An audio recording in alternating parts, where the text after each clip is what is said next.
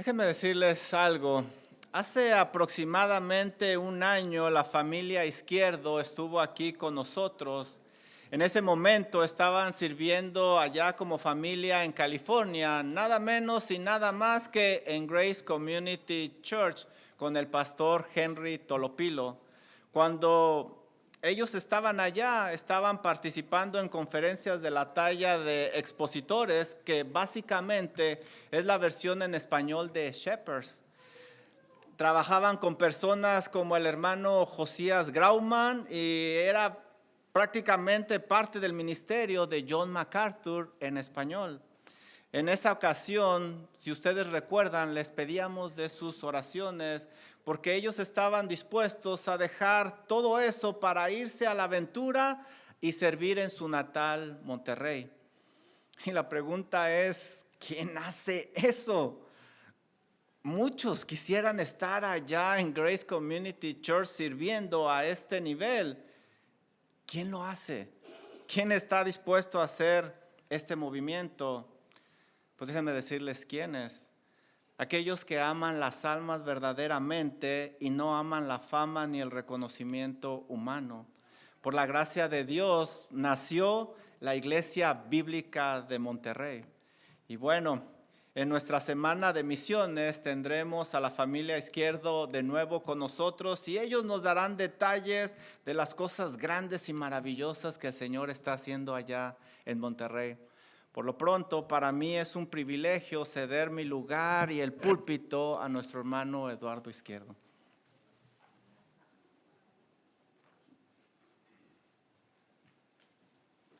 Muy buenas tardes, Dios les bendiga. Es de mucho ánimo poder estar aquí, estamos muy agradecidos con el Señor como familia por poder estar aquí. Muchas gracias por sus oraciones, muchas gracias por el apoyo y sus continuos mensajes. Estamos sumamente agradecidos por la bendición que es Believers Fellowship para nosotros, para la Iglesia Bíblica de Monterrey. De verdad, agradecemos mucho la oportunidad de poder tener hermanos y conocer acerca de hermanos que se encuentran de este lado de la frontera. Ha sido un poco más de un año que hemos estado en Monterrey. La plantación, la iglesia comenzó en febrero, 13 de febrero del año pasado, y viendo hacia atrás, en aquella ocasión que estuvimos aquí, pues no teníamos idea de lo que iba a suceder. Por la gracia de Dios, hoy continuamente agradecemos por la obra de la palabra en el corazón de las personas, y es que por la gracia de Dios hay un deseo, un interés genuino por poder escuchar y crecer en la palabra de Dios. En medio de tanta confusión, en medio de tantas iglesias que puede haber, al ser una ciudad tan grande, hay alrededor de 5 millones de habitantes en Monterrey, un poco más. Existe una necesidad de iglesias bíblicas y por la gracia de Dios hoy podemos compartirles que tenemos prácticamente todas las sillas ocupadas en el salón, alrededor de 180 personas asisten, alrededor de 30 niños, por lo que no podemos terminar de agradecer al Señor y a la misma vez rogar, pedir que sigan y continúen orando por nosotros. Es la obra de Dios y nosotros buscamos ser fieles. De verdad, muchas gracias. Muchas gracias por todo. Muchas gracias por tenernos presentes y por esta oportunidad de poder compartir la palabra del Señor, por poder estar con ustedes. Y a la misma vez, mirando hacia el mes de junio, al evento de misiones, nos entusiasma poder también pasar más tiempo, poder compartir el día completo entre ustedes y compartirles a mayor detalle lo que el Señor está haciendo. Y con alegría y entusiasmo animarles a continuar siendo parte de lo que el Señor está haciendo en todo el mundo, la manera en que la palabra de Dios continúa llegando a todos los rincones de la tierra, salvando y trayendo fruto para la gloria de Dios. Todos podemos ser parte de esto y es una tremenda bendición. Estoy hablando así despacio para ayudarle a Diego. Espero que le esté ayudando. No, thank you very much. Thank you, Believers Fellowship. It is a blessing to be here. And we're extremely grateful and blessed to know you and be here in this opportunity. La conferencia en español fue de gran ánimo y de gran bendición. Ha sido impresionante ver lo que el Señor está haciendo. Abran sus Biblias a Santiago capítulo 3. Tenemos el privilegio de tener nuestras Biblias con nosotros y leerlas, entenderlas en nuestro idioma. Yo me puedo esperar si ustedes me dicen, si necesitas tiempo. They're fixing something with the translation, so I'm just going to give him some.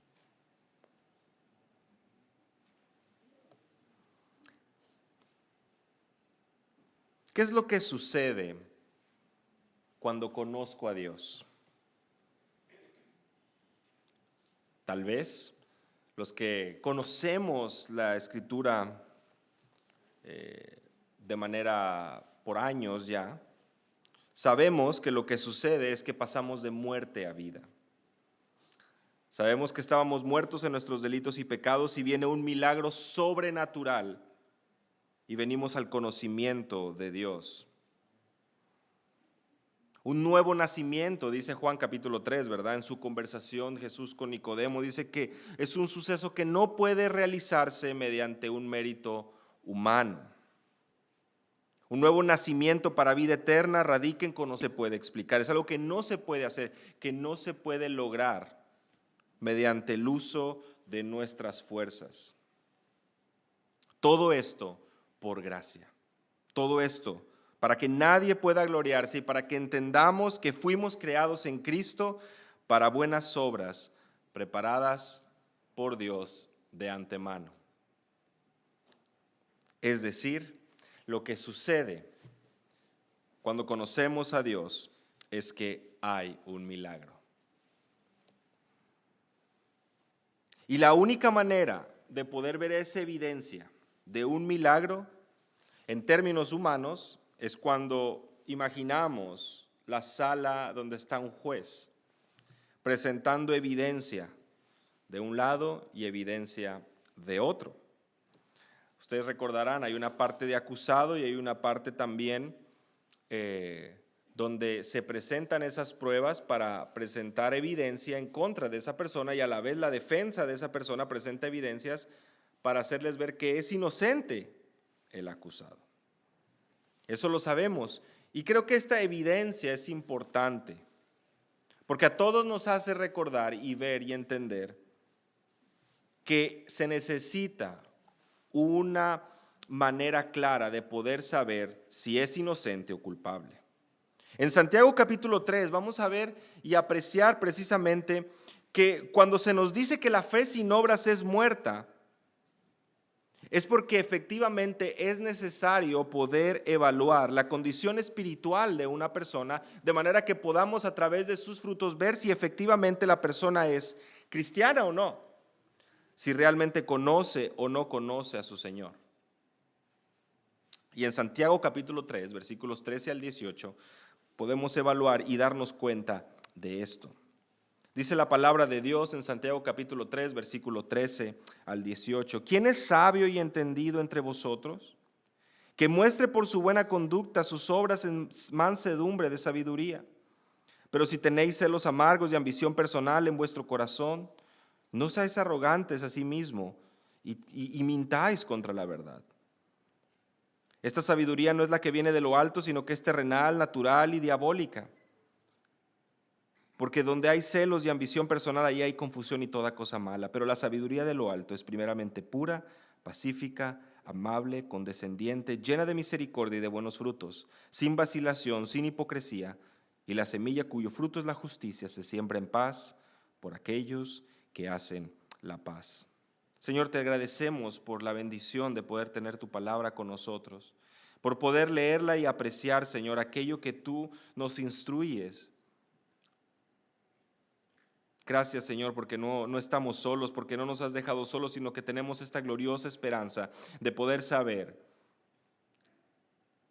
que por la obra de Cristo en nosotros tenemos entrada delante de ti.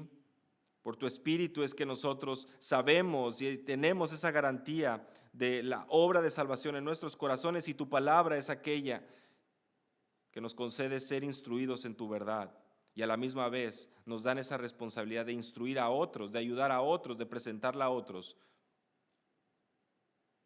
para esa obra de salvación. Anhelando, Señor, que tu palabra llegue a todos los rincones de la tierra y hoy entre nosotros que pueda brillar, Señor, y podamos madurar, crecer para tu gloria, en el nombre de Jesús. Amén. Santiago capítulo 3, versículos 13 al 18, vemos 3 escenas que evalúan la condición espiritual. Santiago 3, versículos 13 al 18, describe 3 escenas que evalúan tu condición espiritual. Hace un momento mencionaba yo que en la introducción, en un juzgado, en una sala, en un tribunal, se presentan al acusado y se presentan también las pruebas para poder defenderlo. Y hoy vamos a ver estas 3 escenas donde número 1, versículo 13, hay un llamado a evaluar.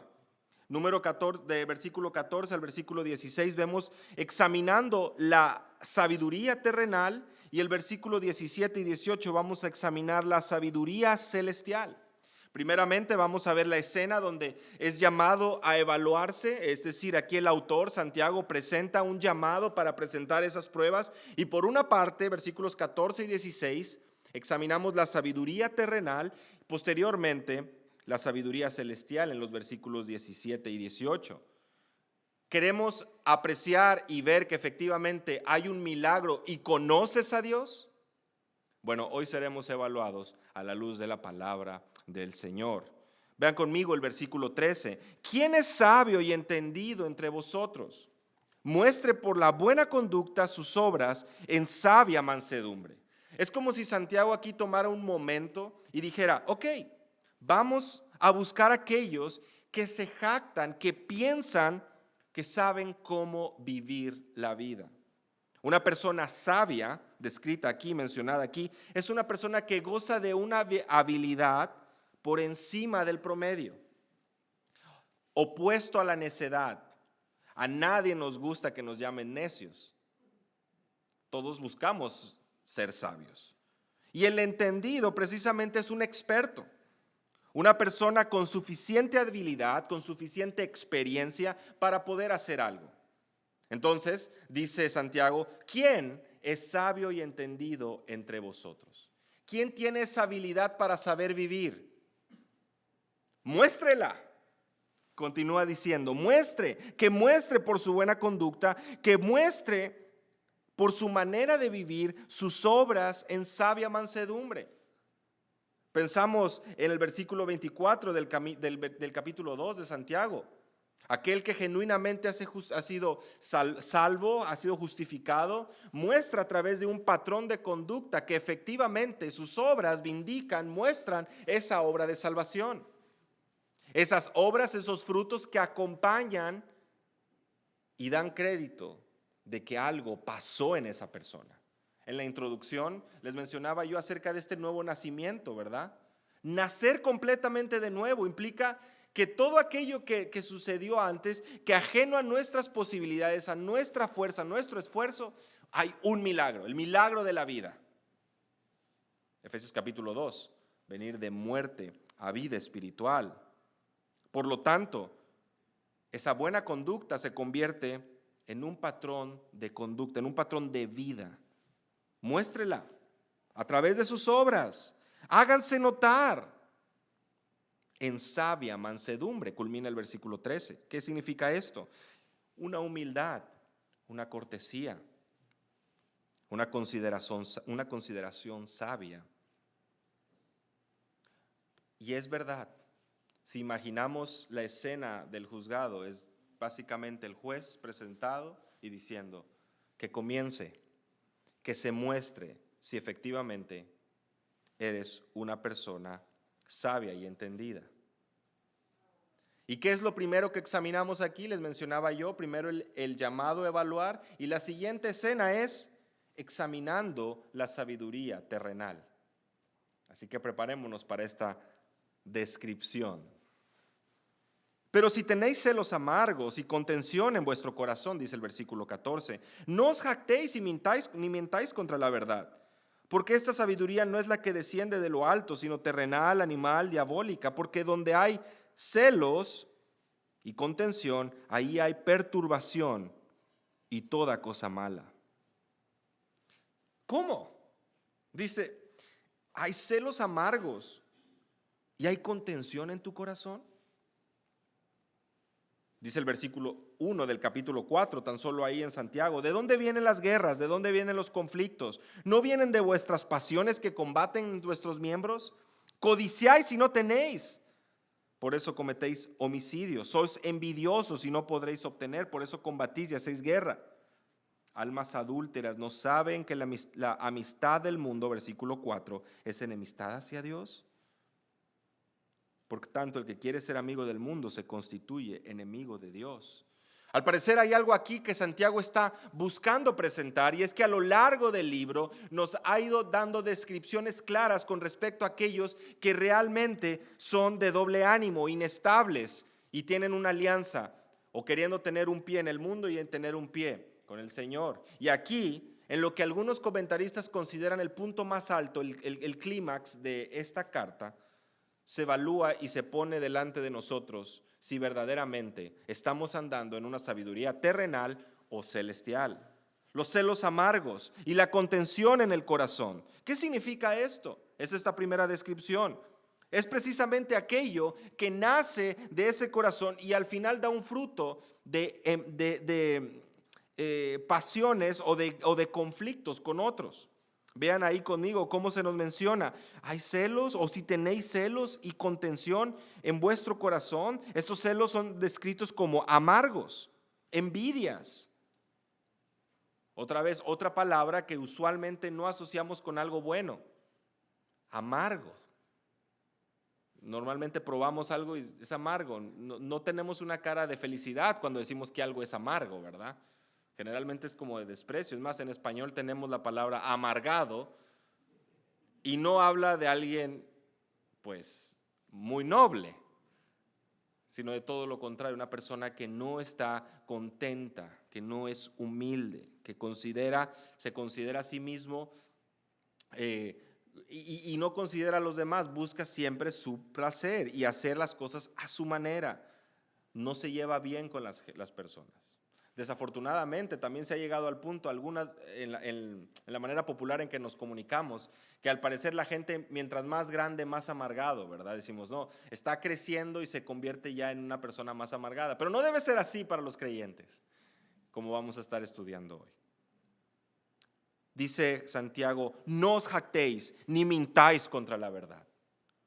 No te sientas orgulloso por esto, no mientas contra la verdad. No eres sabio, no eres entendido. Si genuinamente tú vives con celos amargos y una contención en tu corazón, no te jactes por esto, no seas orgulloso por eso, no es algo loable. Esta sabiduría no es la que desciende de lo alto, sino es terrenal, animal y diabólica. Si nos damos cuenta, una y otra vez, la manera de describir esta sabiduría es algo que nosotros nunca anhelaríamos. Ninguno de nosotros buscamos que nos digan que somos amargados o que tenemos celos amargos o que tenemos contención o que somos contenciosos o que somos jactanciosos o mentirosos o que andamos de una manera terrenal, animal y diabólica. Vean las palabras ahí, la fuerza para poder hacer ver dónde está la mente de esas personas. Es muy claro. Y es muy claro el contraste, porque sabemos y hemos escuchado que el creyente, lejos de tener sus ojos en las cosas de esta tierra, si habéis resucitado con Cristo, Colosenses 3, versículo 1 y 2, poned las cosas en las cosas, poned la vista en las cosas de arriba, pon tus ojos en las cosas de arriba, no en las de esta tierra. Esa es la realidad. Hay un contraste y desde aquí lo estamos viendo. Aquello descrito como terrenal, animal y diabólico es precisamente porque proviene de esta tierra. Y para ser más específicos y más claros, proviene del mismo diablo. Esta sabiduría no es la que desciende de lo alto, dice ahí el versículo 15. Es decir, esta manera de vivir está basada en un tipo de sabiduría que no es celestial, no viene de arriba. Y la verdad es que cada uno de nosotros hemos vivido o hemos escuchado cómo este mundo vive y se rige bajo ciertos principios.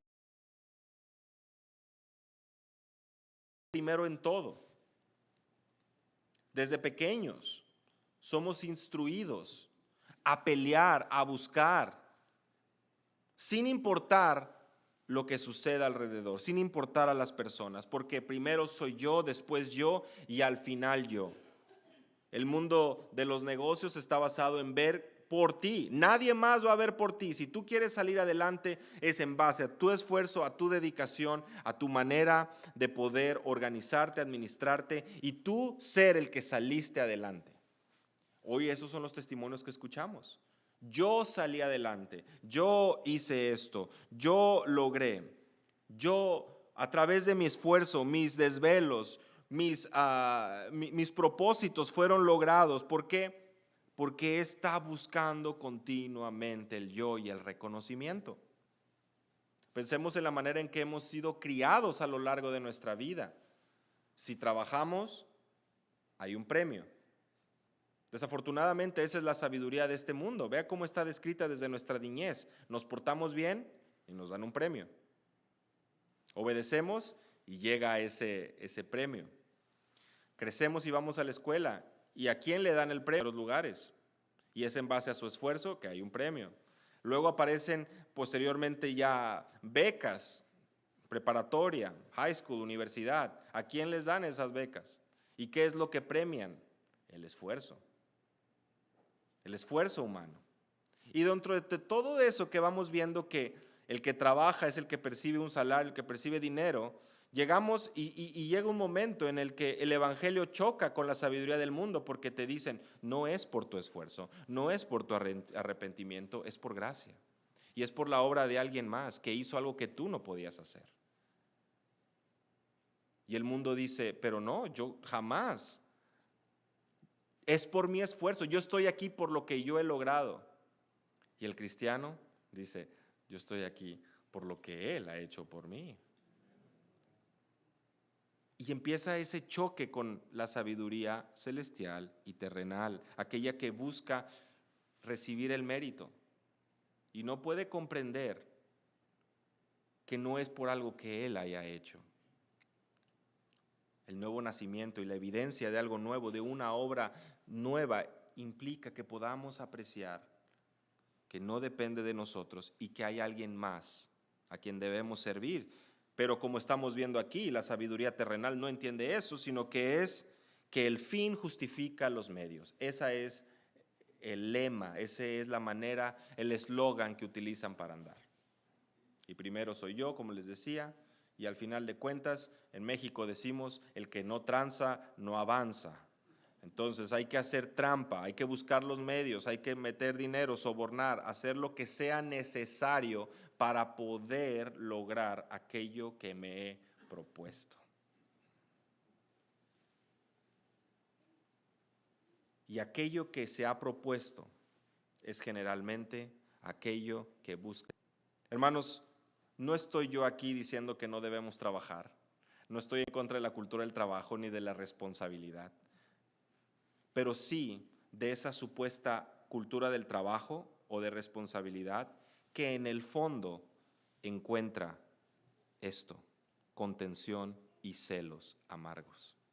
Aquella que en el núcleo, en la raíz, realmente anhela poder tener más para saciar ese hueco en su vida. Eso que no puede ser saciado con nada de este mundo, sino que busca y necesita el mérito y el reconocimiento de otros para poder seguir viviendo. Porque no puede encontrar satisfacción en las cosas que tiene en el momento, sino que necesita más, necesita más. Y es precisamente la sociedad consumista en la que vivimos hoy.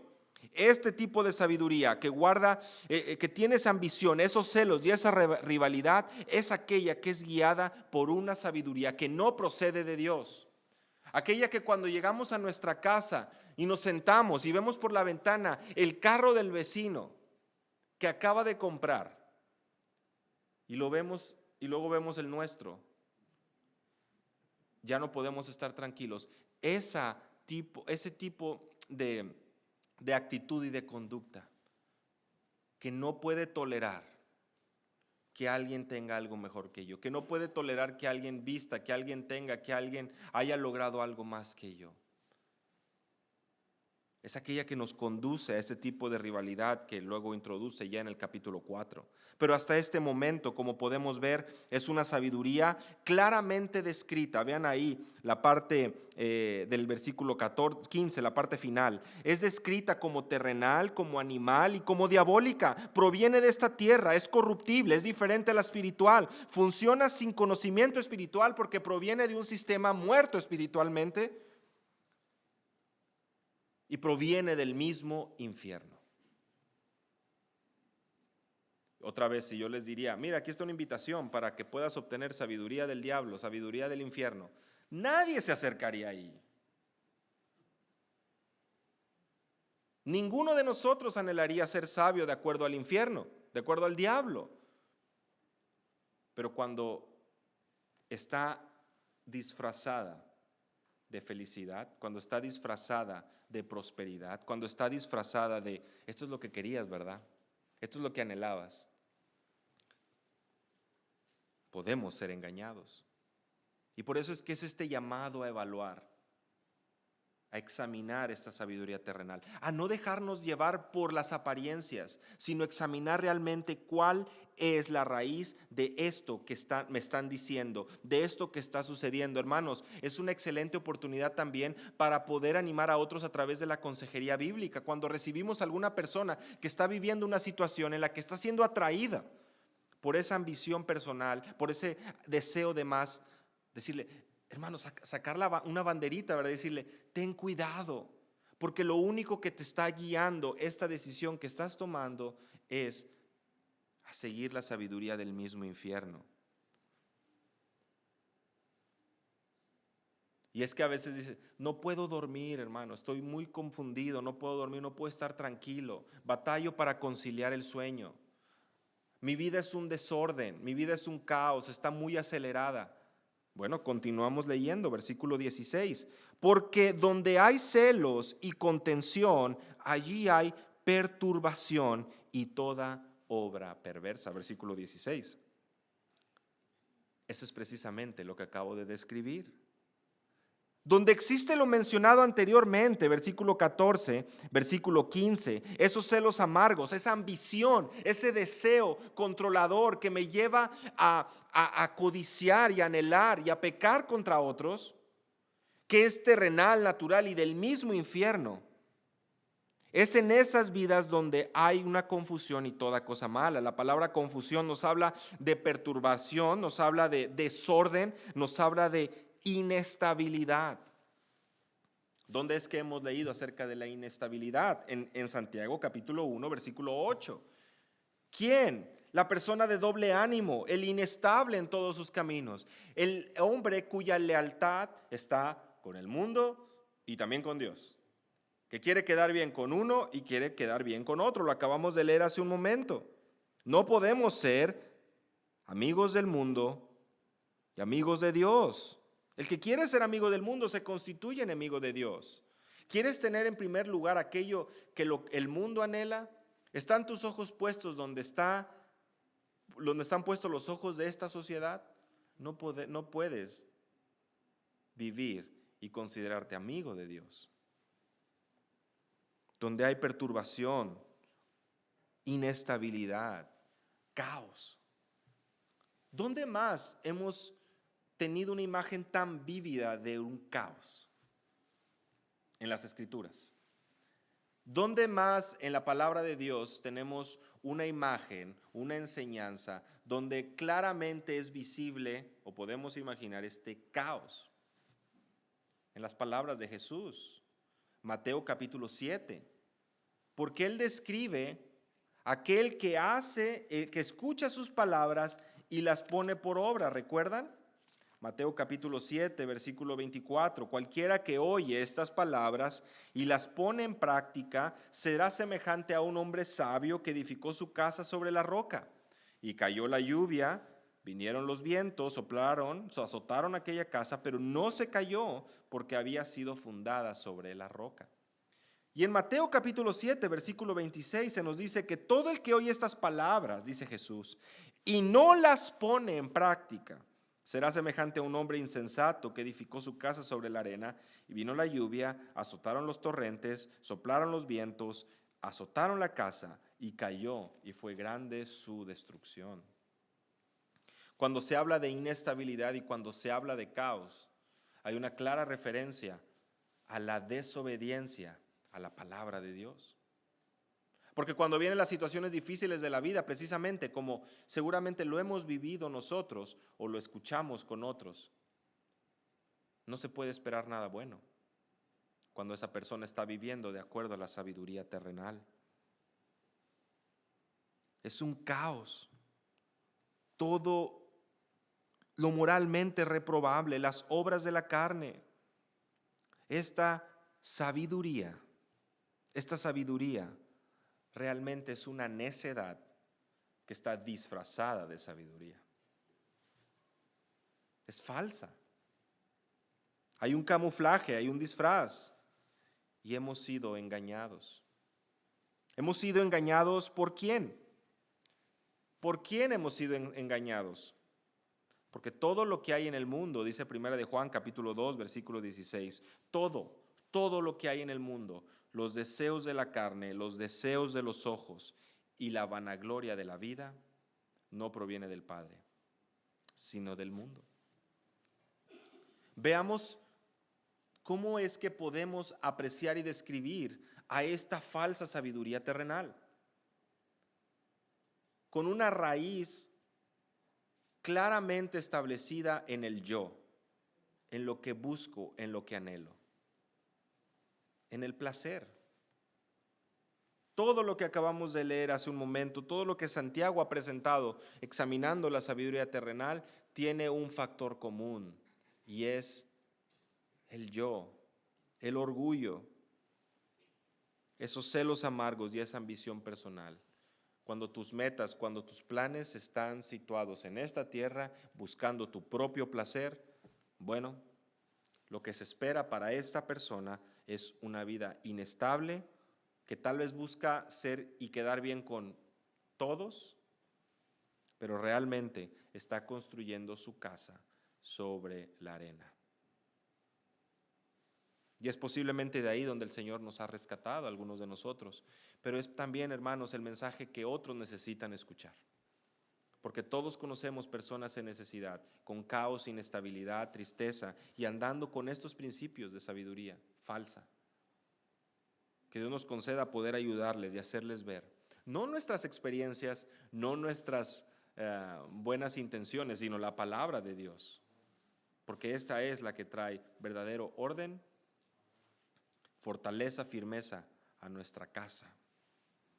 Versículo 17, pasamos a examinar la sabiduría celestial. ¿Cuál es esta sabiduría celestial? Versículo 17. La sabiduría que es de lo alto es primeramente pura, después pacífica, amable, benigna, llena de misericordia y de buenos frutos, sin incertidumbre ni hipocresía. Y el fruto de justicia se siembra en paz para aquellos que hacen la paz. Si tú quieres examinar la sabiduría celestial, claramente vemos desde un inicio el contraste, porque lejos de ser terrenal, animal y diabólica, ahora se nos dice, viene de lo alto.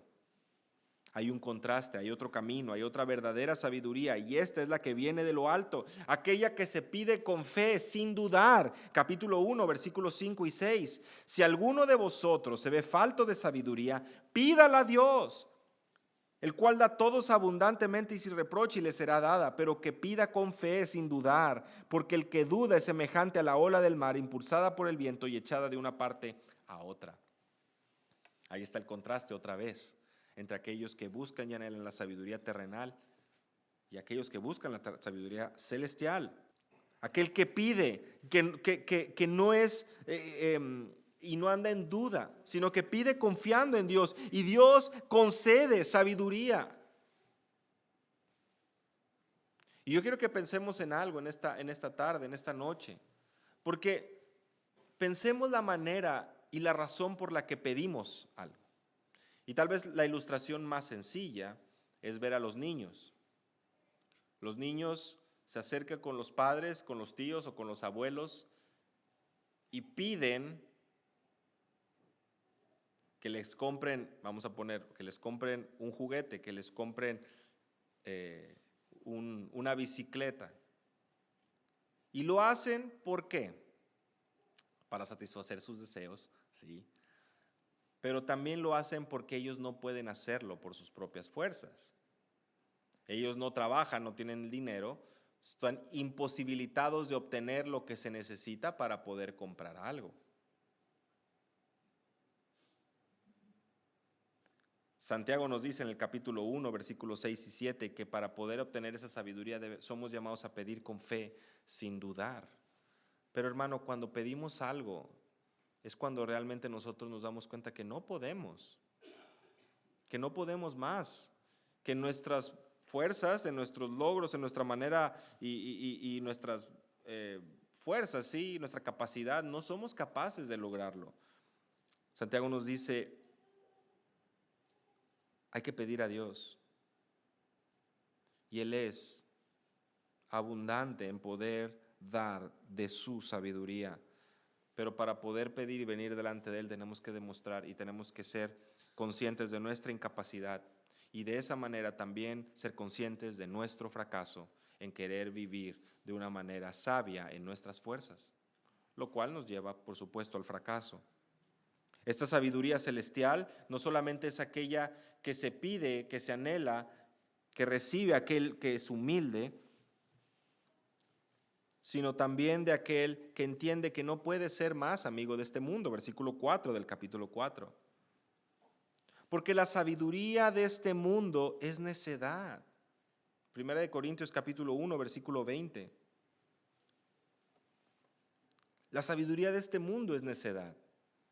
Este mundo vive, se mueve a un ritmo completamente diferente, marcha en otro ritmo distinto al marcado en la Escritura, el que viene de la sabiduría celestial.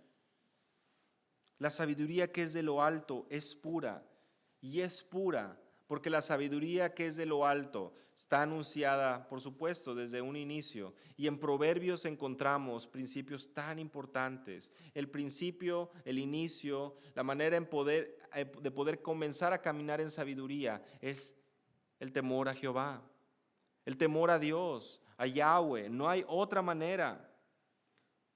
Sabemos que Cristo es la sabiduría de Dios.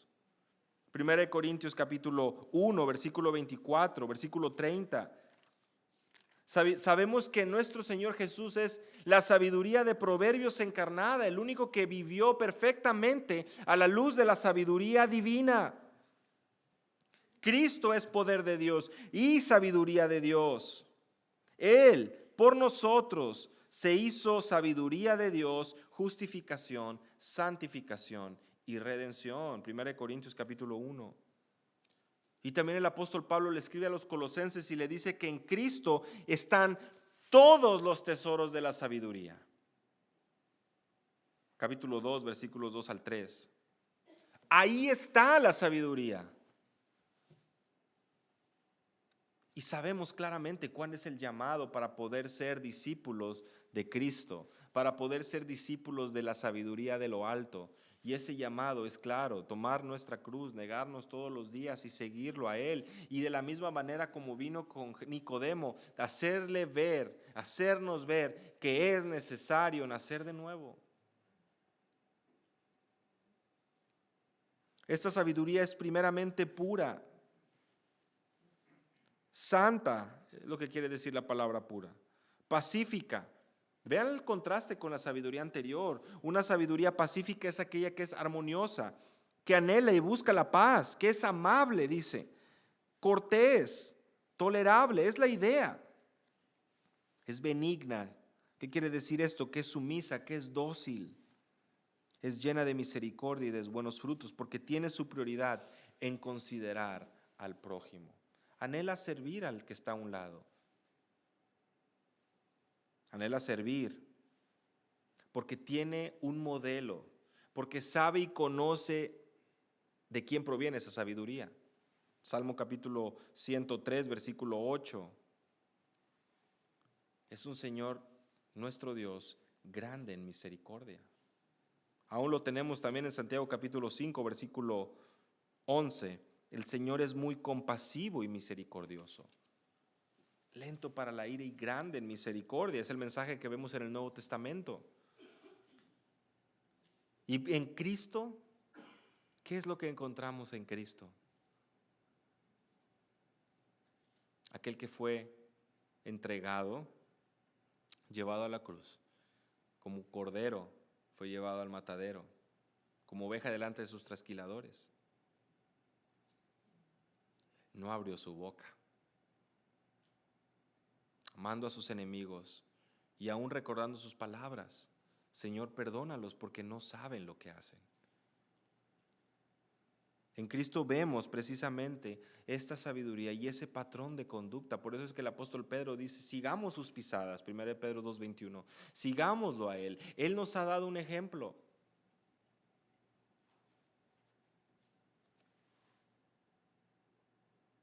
¿Te das cuenta cómo esa amabilidad, esa paz, esa pureza, esa misericordia, esos buenos frutos, es la que describe la sabiduría de lo alto, porque es precisamente la sabiduría que modeló nuestro Señor Jesús? La verdadera sabiduría. Esa es la que describe, la que presenta ahora en esta escena de la corte, una vez que ya desfiló la sabiduría terrenal y vimos aspectos muy negativos, muy raros en el fondo, pero que estaba muy bien disfrazada con cosas y con propósitos personales. Pero ahora que viene la sabiduría celestial, se nos presenta un modelo diferente. Aquel que busca la paz, que anhela la amabilidad, la benignidad, la misericordia, que da buenos frutos, que perdona a aquellos que ofenden, que ama. Y sabes, vean ahí la parte final del versículo 17. Vean, presten mucha atención. Sin incertidumbre, sin vacilación, sin hipocresía.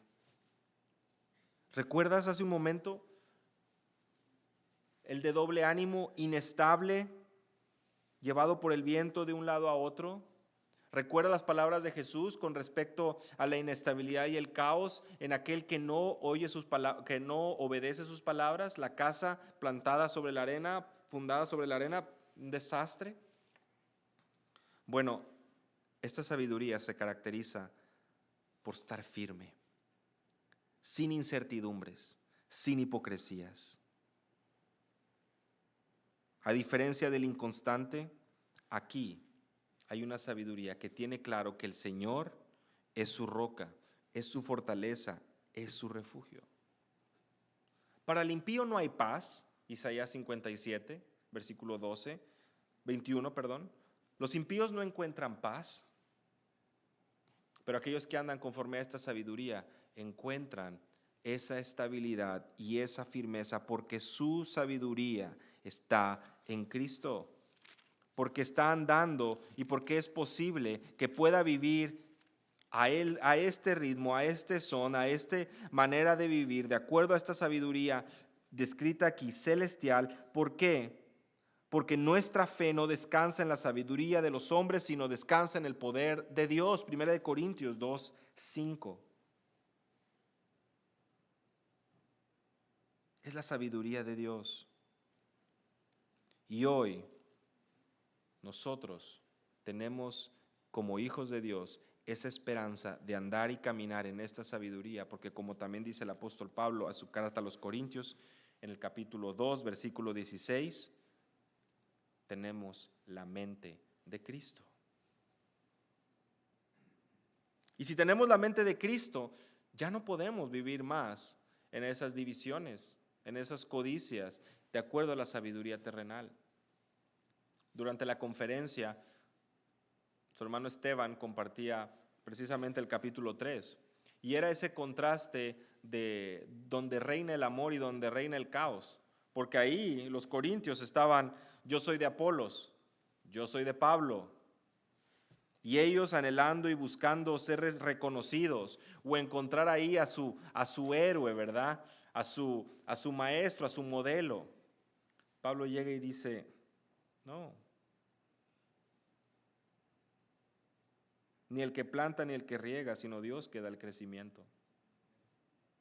Y es muy interesante, y precisamente lo comentaba Esteban, cómo, claro, podrás plantar, pero si no hay sol y no hay lluvia, no va a haber crecimiento.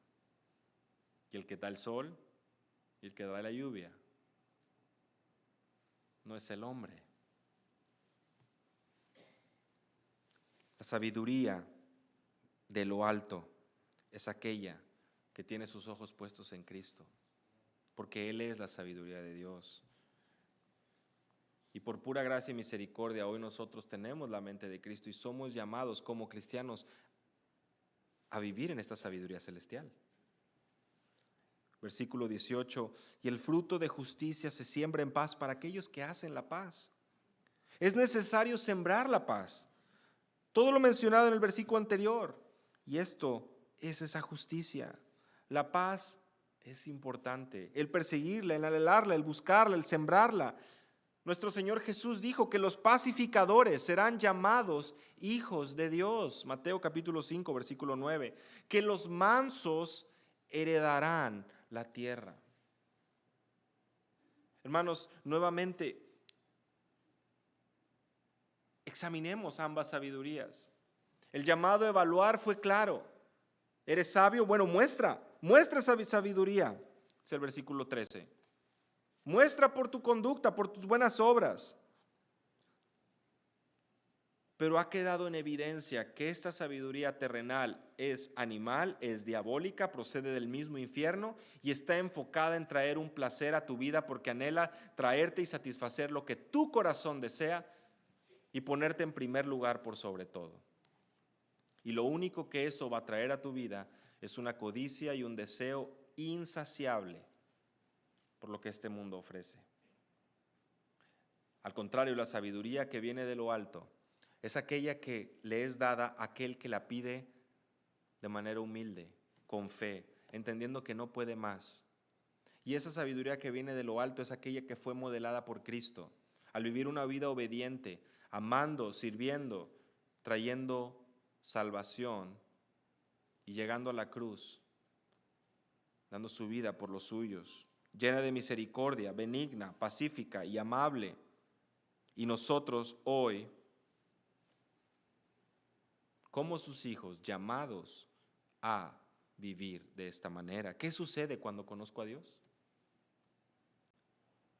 ¿Qué es lo que sucede cuando conozco a Dios? Mi sentido, mi manera de vivir, mi conducta, mi manera de pensar cambia radicalmente. Y tal vez hoy esta pregunta debe estar delante de nosotros para poner en evidencia lo que nuestro corazón está anhelando. Y que esta pregunta nos recuerde y nos diga, ¿cómo es que realmente estás viviendo? ¿Bajo qué patrón de conducta es que te conduces hoy? Porque cuando conozco a Dios, ya no puedo vivir más bajo la sabiduría terrenal, sino que he pasado de muerte a vida. Y si me trajeran a este tribunal, a este juzgado y presentaran las pruebas de mi vida, ¿cómo sería descrita mi conducta y mi vida a la luz de estas verdades? ¿Estamos amando a nuestro prójimo? ¿Estamos buscando seguir aquello que nuestro Señor Jesús modeló? ¿O estamos tan amarrados, tan ciegos que continuamos buscando tener un pie en el mundo y un pie en la iglesia, un pie con la mirada puesta en las cosas celestiales. La sabiduría de este mundo es aquella reflejada en Romanos 1, donde restringe la verdad. Es aquella modelada también y vista desde los Salmos, en el capítulo 14, versículo 1, porque el necio que dice en su corazón, no hay Dios. Yo soy la ley, yo soy el amo de mi destino, yo soy quien tiene el control. Yo. De la manera que hemos recibido a Cristo, dice el apóstol Pablo a los Colosenses, andad en Él. Andad en Él. Arraigados, sobreedificados en Cristo, versículo 6, versículo 7 de Colosenses 2, confirmados en la fe, así como habéis sido enseñados, abundando en acciones de gracias, en Cristo. Hermanos, ¿hay evidencia en tu vida de conocer a Dios? ¿Hay evidencias de que realmente conoces a Dios? ¿Vives de acuerdo a la sabiduría celestial? ¿O continúas siendo tentado a vivir de acuerdo a la sabiduría terrenal? ¿Tu vida persigue las metas de la sabiduría terrenal o persigue las metas de la sabiduría celestial? Es más, ¿cuáles son tus metas? ¿Cuáles son tus prioridades? ¿Se alinean a los estándares de este mundo que está descrito en el versículo 14 y 16, siguiendo lo que tu corazón dicta, o se alinean a aquello establecido en su palabra, aquello que busca honrar a Dios, aquello que busca amar a su prójimo, sin buscar nada a cambio? Que sirva como un recordatorio y también como un ánimo, porque nuestro Dios, como lo acabamos de leer en el capítulo 1, versículos 5 y 6, nos da a todos abundantemente y sin reproche de esa sabiduría celestial. Él es amplio en perdonar, grande en misericordia.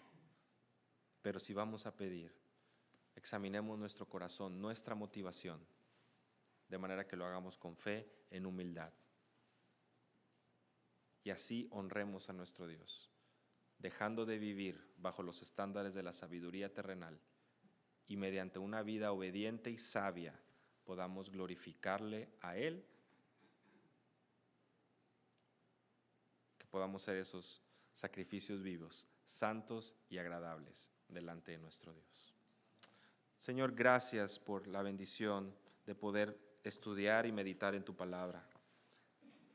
Gracias porque somos recordados de nuestra debilidad, de nuestra incapacidad, y a la misma vez somos traídos a poder evaluarnos de manera que podamos examinar nuestro corazón y alinearnos. Continuamente somos tentados, continuamente vemos lo que este mundo ofrece y el premio que este mundo da, ese reconocimiento terrenal. Pero en el fondo, lo que hay es una codicia y una búsqueda insaciable por el placer. Que todo esto, Señor, pueda ser opacado, pueda ser borrado a la luz de tu sabiduría celestial, a la luz de nuestro Señor y Salvador Jesucristo, y en su nombre oramos. Amén. Amén. Gracias, hermano Lalo. Por favor, pónganse de pie. El Señor es digno de toda alabanza, así que vamos a cantarle a Él una vez más. Construiré mi vida.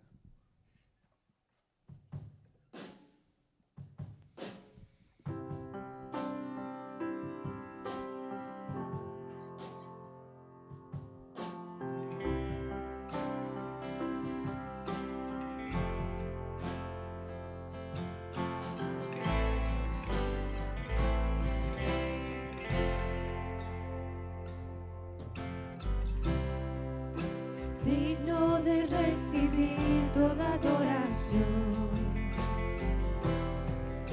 digno de recibir hoy esta canción, digno de entregarte mi corazón, vivo por ti.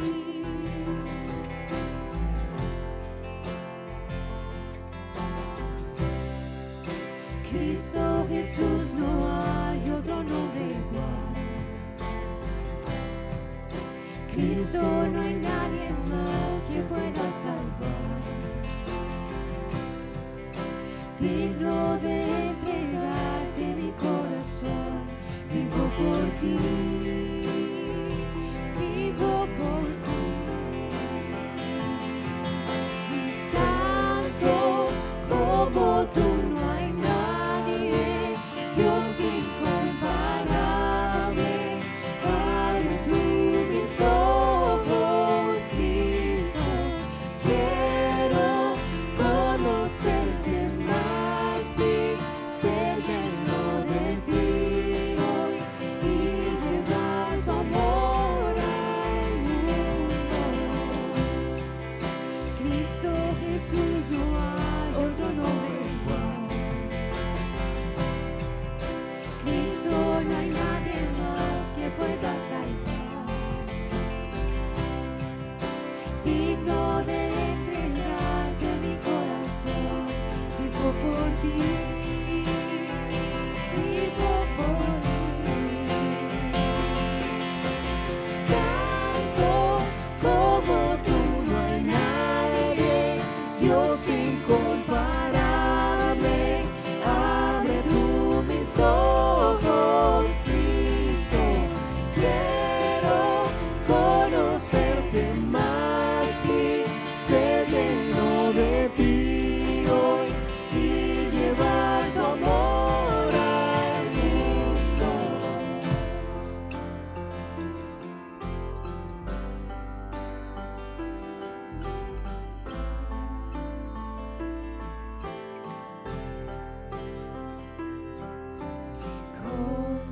Construiré mi vida en tu amor, ahí estoy seguro. Mi confianza está en ti, Señor, y no seré movido. Construiré mi vida en tu amor, ahí estoy seguro.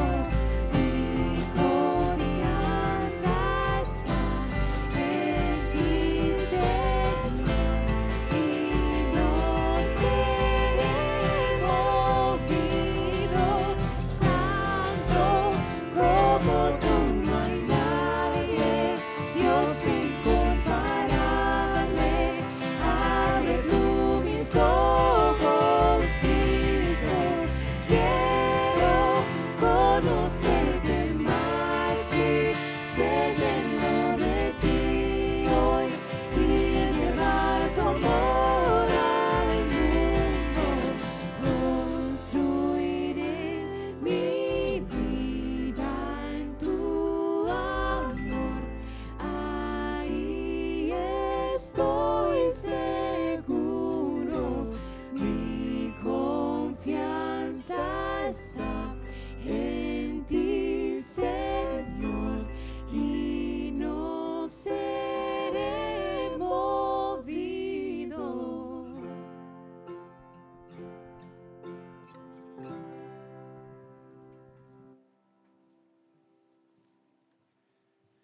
¿Qué sucede cuando conozco a Dios? Simplemente pensamos diferente. ¿Qué diferente piensa el Hijo de Dios a aquel que no tiene una relación personal con Dios por medio de Cristo Jesús?